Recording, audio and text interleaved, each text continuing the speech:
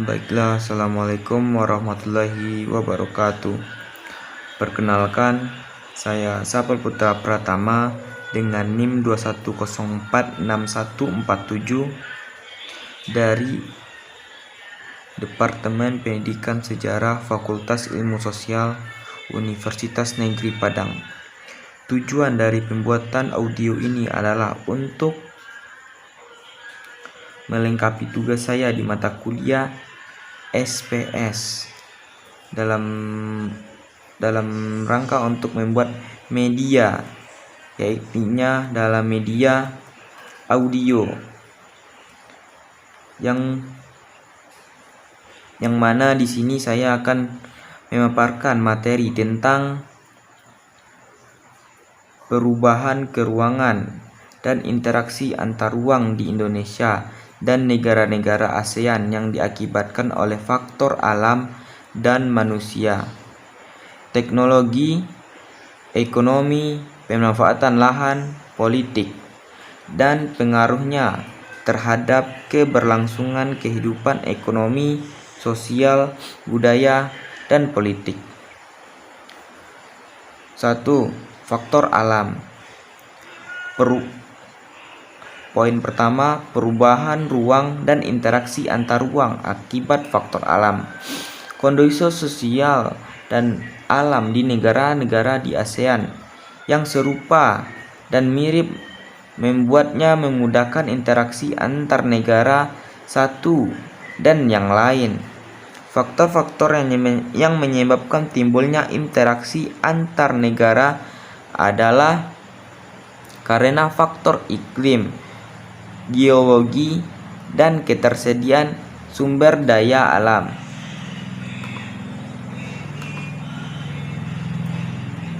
Faktor ketersediaan sumber daya alam contohnya adalah dari semua negara-negara ASEAN hanya Singapura yang tidak memiliki sumber daya alam berupa tambang, tapi negaranya menguasai perdagangan dan industri. Dari situlah negara ASEAN yang memiliki sumber tambang mengekspornya ke Singapura agar diolah menjadi barang kebutuhan. Selanjutnya, faktor manusia. Poin pertama, pengaruh perkembangan ilmu dan teknologi terhadap perubahan ruang. Seiring dengan perkembangan ilmu dan teknologi, kegiatan manusia semakin dimudahkan terutama dalam beraktivitas. Teknologi memiliki peranan besar dalam kehidupan manusia, di antaranya teknologi transportasi dan komunikasi. 1. Teknologi transportasi. Semakin berkembangnya transportasi, maka kebutuhan akan ruang sebagai sarana atau prasarana semakin meningkat.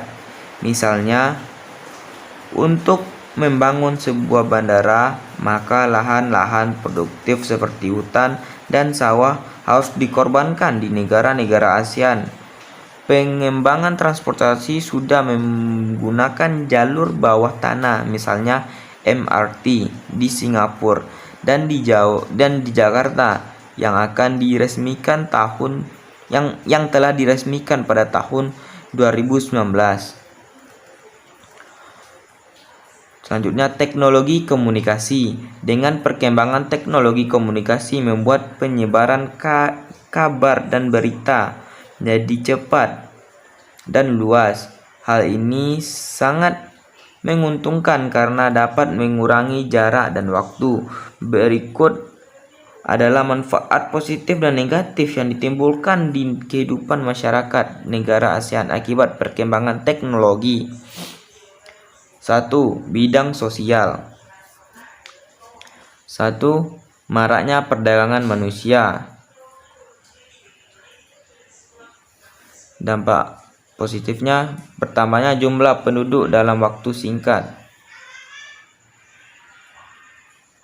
2. Bidang ekonomi. Tingginya dan bertambahnya pendapatan negara dari pajak karena sewa tempat tinggal. 2. Nilai barang lokal meningkat karena tingginya mata uang asing. Selanjutnya, bidang budaya. Perubahan sistem nilai dan normal, gaya hidup hedonis, dan semakin marak. Selanjutnya, bidang keamanan.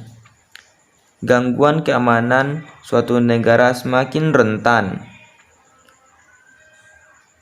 Baiklah, hanya itu yang bisa saya paparkan dalam tugas pembuatan audio ini. Jika ada kesalahan, saya mohon maaf. Wabillahi taufik wal hidayah. Wassalamualaikum warahmatullahi wabarakatuh.